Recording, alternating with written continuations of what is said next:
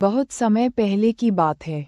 एक गांव के किनारे एक छोटी सी झोपड़ी में एक बूढ़ी औरत रहती थी। उसका नाम सुभद्रा था। गांव में सब उसका बहुत आदर करते थे, पर गांव से थोड़ी ही दूरी पर घना जंगल था। उसी जंगल में 4 चोर रहते थे। उनका नाम था राजू, जो सबसे चालाक और योजना बनाने में तेज था।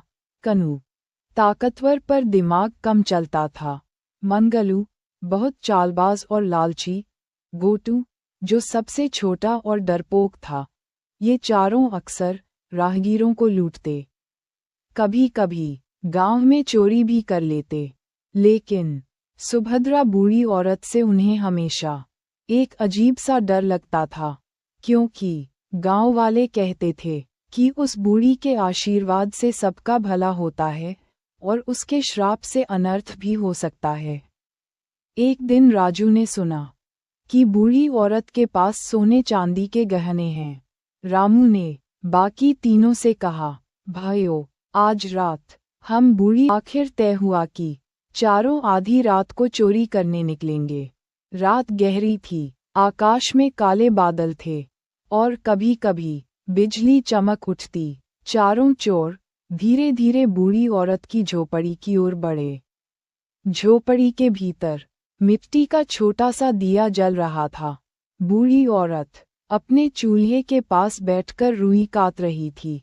रामू ने धीरे से फुसफुसाया, सुनो, अंदर घुसकर सीधे पूछते हैं, गहने कहाँ छुपाए हैं? अगर ना बताए तो डराना पड़ेगा। कनू ने दीवार का दरवाज़ा धक्का देकर तोड़ा और चारों अंदर घुस आए। बूढ़ी औरत ने चौंक कर देखा, फिर शांत स्वर में बोली, कौन हो तुम लोग? इस तरह रात में मेरे घर क्यों घुसे हो? मंगलू गर्ज कर बोला, बुढ़िया, हमें मालूम है कि तेरे पास बहुत गहने हैं। जहाँ छुपाए हैं बता दे, वरना अंजाम बुरा होगा। सुभद्रा हल्की मुस्कान के साथ बोली, बेटा, मेरे पास गहने कहाँ, मेरी तो रोज की रोटी भी गांव वालों के सहारे चलती है। तुम गलत जगह आए हो। पर चोरों ने उसकी एक न सुनी। उन्होंने झोपड़ी का कोना कोना टटोल डाला, पर उन्हें कुछ भी कीमती नहीं मिला। अब चारों निराश और गुस्से में थे। मंगलू बोला, ये बुढ़िया झूठ बोल रही है, गहने जरूर कहीं दबाकर रखे हैं। तभी सुभद्रा ने शांत आवाज में कहा, अगर गहनों की तलाश ही है तो जंगल के बीच एक पुराना पीपल का पेड़ है। उसके नीचे मिट्टी के घड़े में सोने के सिक्के दबे हैं, पर वहां जाना आसान नहीं। रात का समय है और उस जगह भूत प्रेत पहरा देते हैं। चोरों की आंखों में लालच चमक उठा। उन्होंने सोचा यही खजाना चाहिए था। बुढ़िया तो डराने के लिए भूत प्रेत की बात कह रही है। रामू बोला, चलो भाइयों, यही मौका है। सुबह तक ये खजाना हमारा होगा। चारों झोपड़ी से निकलकर अंधेरे जंगल की ओर दौड़ पड़े। घना जंगल, तेज हवा और झींगुरों की आवाज। चारों चोर पीपल के पेड़ तक पहुंचे। सचमुच वहां जमीन थोड़ी उभरी हुई थी, जैसे किसी ने कुछ दबाया हो। कनू ने जोर से खुदाई शुरू कर दी। थोड़ी देर में एक मिट्टी का पुराना घड़ा निकल आया। मंगलू ने झपटकर ढक्कन खोला। भीतर कुछ चमक रहा था। उन्होंने सोचा सोना, पर जब ध्यान से देखा तो वह पीले पत्थर और पुराने पीतल के टुकड़े थे, कोई सोना नहीं। रामू गुस्से में चिल्लाया, उस बुढ़िया ने हमें धोखा दिया है, अब उसे सबक सिखाना पड़ेगा। लेकिन तभी अचानक पेड़ के ऊपर से उल्लू की भयावह आवाज आई। हवा और तेज चली और अंधेरे में टहनियां खड़कने लगीं। गोटू तो डर के मारे कांप उठा।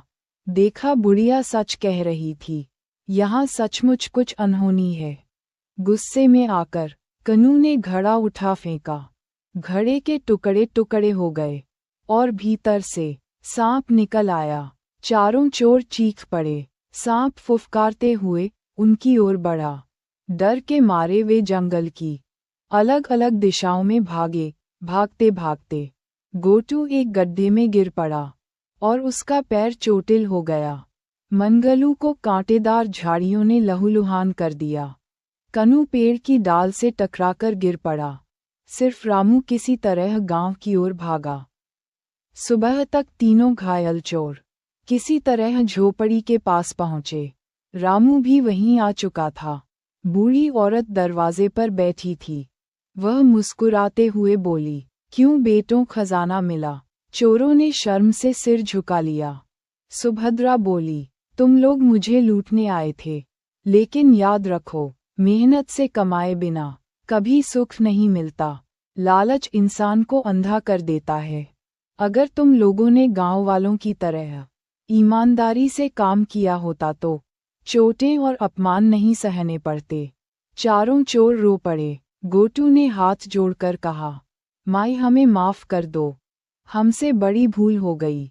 हमें समझ आ गया कि लालच का अंत दुख ही होता है। कनू बोला, अब हम चोरी डकैती छोड़ देंगे, गांव वालों से माफी मांगेंगे और मेहनत मजदूरी करेंगे। बूढ़ी औरत ने उन्हें आशीर्वाद दिया, सही राह पर चलोगे तो भगवान भी मदद करेगा। फिर चारों ने गांव वालों से क्षमा मांगी। पहले तो लोग डरते थे, पर जब उन्होंने सच्चा पश्चाताप देखा तो गांव ने उन्हें स्वीकार कर लिया। वे खेती बाड़ी और मजदूरी करने लगे। धीरे धीरे सबका जीवन सुधर गया। इस कहानी से हमें ये शिक्षा मिलती है कि लालच का फल कभी अच्छा नहीं होता। झूठ और चोरी से सुख नहीं मिलता।